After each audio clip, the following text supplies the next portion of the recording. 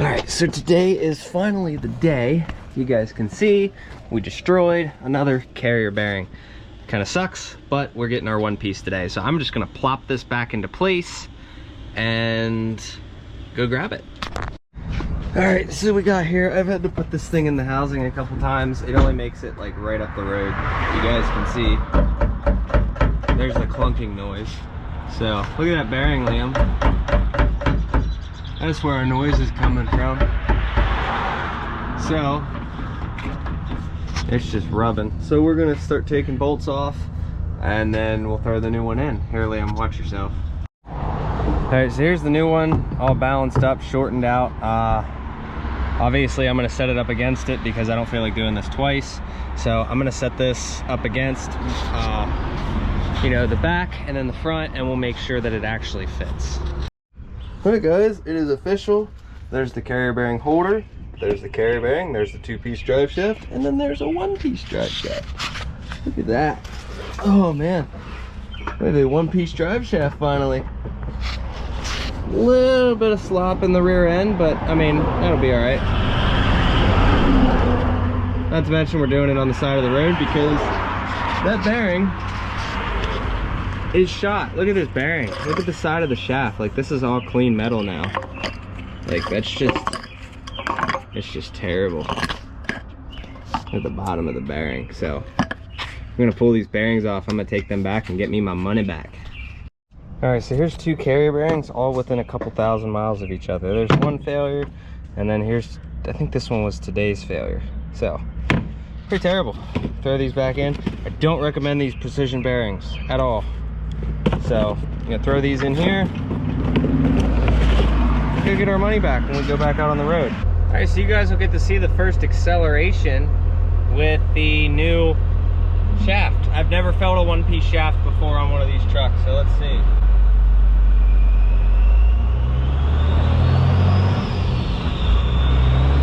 Wow. Right away you can feel a difference.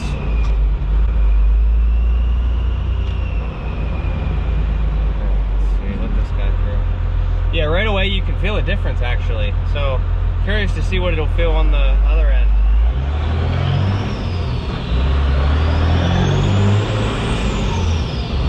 It's more direct and I can feel that immediately. I don't want to try some hard accelerations. I don't want to try to break it. I know I should probably try to see what it can handle, but I don't know. I'm hoping that it'll be able to handle hooking up to the trailer. So yeah, that got rid of my clunking noise as well. There was a clunking noise every time I'd accelerate. The carrier bearing would go up into it, up into the top of the cab. So it's pretty sweet. Now I just got to get used to it because I'm not used to the 1-piece shaft, so I feel like something's gonna break, but hope not. All right, so the 1-piece shaft is doing great. Actually, it feels a lot better than the other one that I had. So went through and balanced that and, you know, did the whole 9 yards. I might replace the transfer case seal at some point, but that's an easy fix. So there we go. Solid when the transfer case or when the transmission's in gear. So do need to get me some tires next week, but a bunch of you guys asked about the filter and how it does with bugs. You can see there's a bunch of bugs on this yesterday, but it'll be all right. So we're gonna get out of here. So now we're gonna start it. Hopefully we are headed out tomorrow to North Carolina, if not Saturday or Monday. I don't know yet, but hopefully we're heading out soon. All right, here we go. We are going on the road tomorrow. Looks like we hit that dead on the spot. So we're gonna get this trailer dropped and get ready for tomorrow. Snuck the fiance with us. So we might paint, depending on her mood, we might paint the bumper today. As you guys see, it's still white. It is Monday now. We haven't actually gotten any of this done, but we definitely need to. So gonna swing the mechanical jack all the way down onto this thing. Yeah, I know it's sitting high. I could just back up to it if I didn't have this big toolbox here, but I think this thing will come in handy. Maybe we throw some side boxes on it like I had before, who knows, but we will decide that, you know, in the future.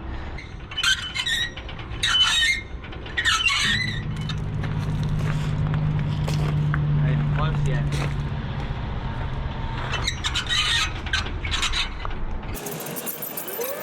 EST. Pretty much there. Look at that, we still gotta keep going. All right, so we don't feel like doing this today. She's got some things to do around the house, so we're gonna paint that probably while we're on the road. I'm just gonna throw the bags. I'll show you guys actually what we got. You guys can see, just Rust-Oleum undercoating. If anybody on the road, we're headed down to I'm headed down to North Carolina tomorrow morning, and then headed back up to Ohio probably Friday, something like that. So if anybody along that route, wherever I stop, maybe I'll make an announcement, hey, who wants to come out and help me paint this thing? But I don't think we're gonna do it here.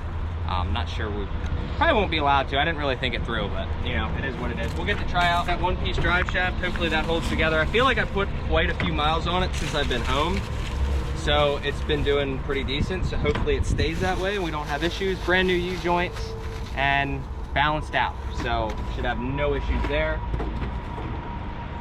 So we'll throw those in the box. Hopefully they don't explode or do something stupid, but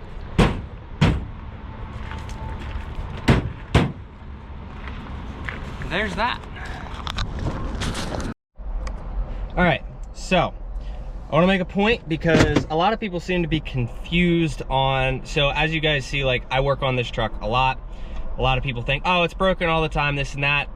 Something we have a lot of new subscribers now, so I need to make this point. I come from an automotive enthusiast background. Any vehicle that I have, I'm always going to be working on it. You could give me a brand new truck, it'd be torn apart in a week. That's just how it's gonna work. Yes, it drives the fiance crazy, but at the same time, you know, we do get a return from it, and at the same time, the truck makes money, so it really doesn't matter, as opposed to before, where you just see the memes on Facebook. You just dump a crap load of money in a vehicle, you sell it for thousands of dollars less than you have in it, you buy another one, keep repeating. So we're gonna get home and we should be good to head out tomorrow. So we'll have 2 cars going down to North Carolina. Should be around 1,800 bucks for 600 miles, and then hopefully come back up for the same rate. All right, so a bunch of people have asked me this. It seems to be the #1 question that I seem to get asked is about the finances. Obviously, I've done a ton of videos on how much money is made, how much this and that, you know, between power only. Now we're moving into flatbedding and cars and whatnot.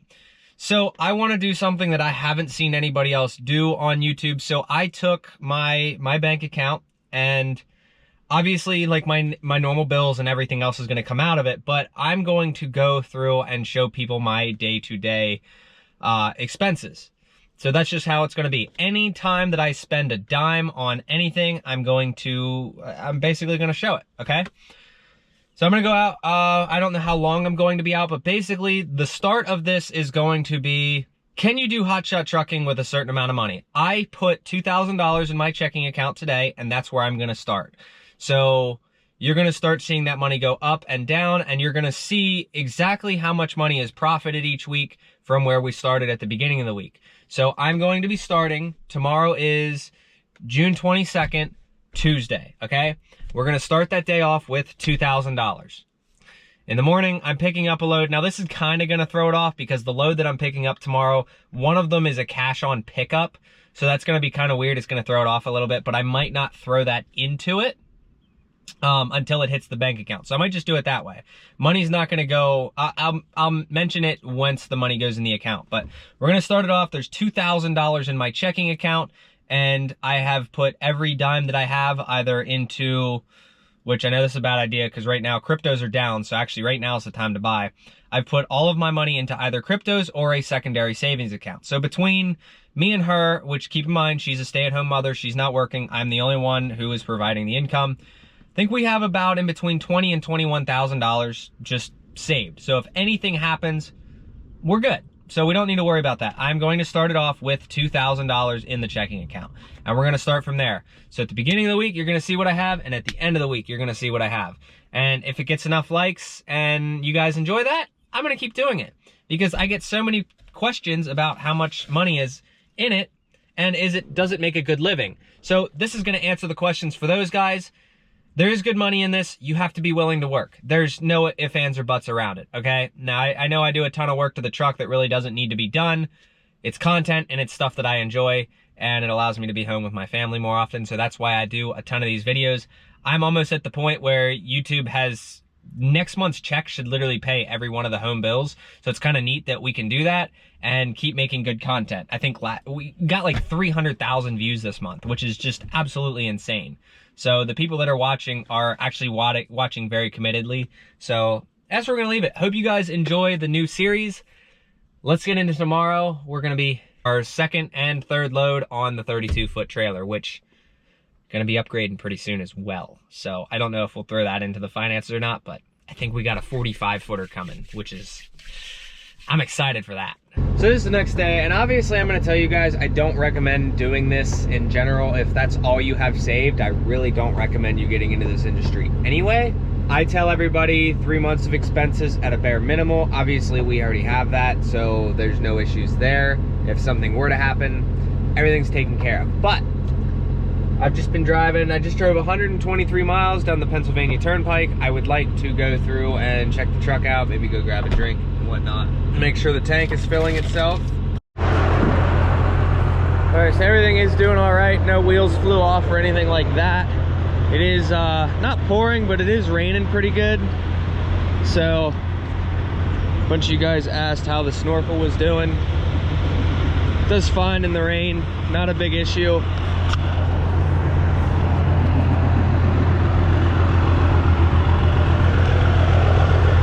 Little bit of smoke out the tailpipe. I think we're finally getting to the point where we're burning the oil as opposed to the fuel, but not a big issue. Fuel pressure's doing pretty good. Everything's going pretty good. I had somebody complain in one of my last videos. He said about maybe the fuel pump wouldn't have died if, you know, you weren't running oil.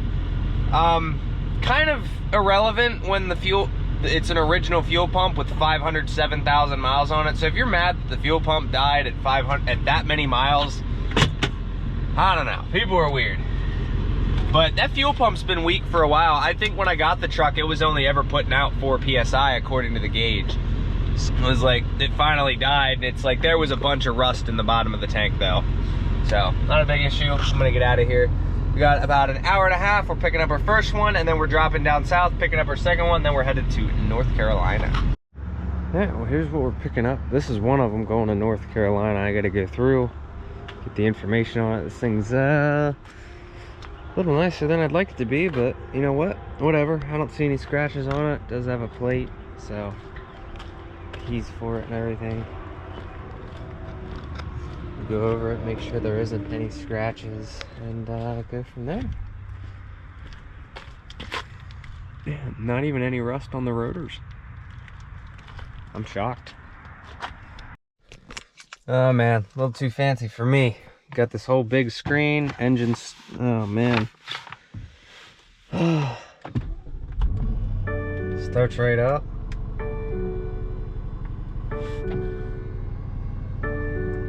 I don't like it.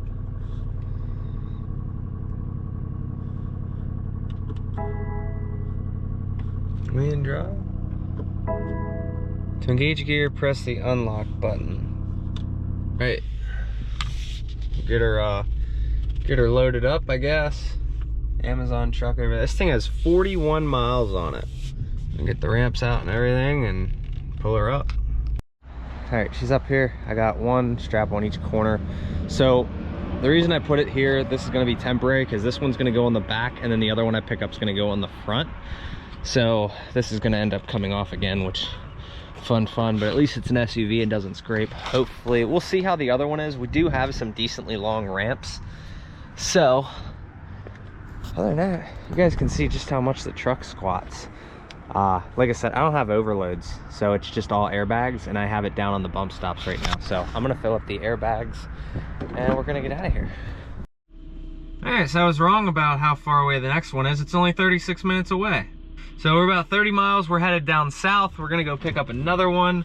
Let me see. Done. It is a 1991 Mercedes-Benz 250.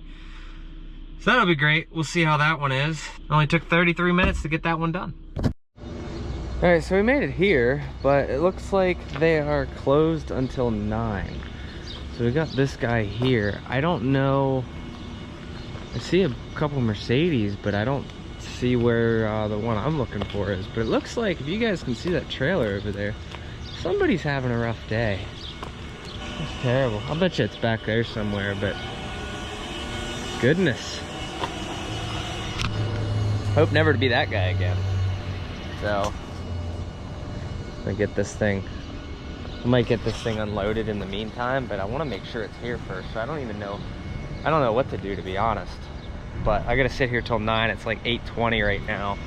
So I guess I'll just sit and do nothing, I guess. I'm gonna finish it off in the next video. Hope you guys enjoyed. I'm gonna cut it out here. I feel like the video is long enough and at this point. So you'll see beginning of next video, we're gonna get that unhooked, and wherever our next vehicle is, we're gonna be hooking that up too. So we're 2-car hauling down to North Carolina.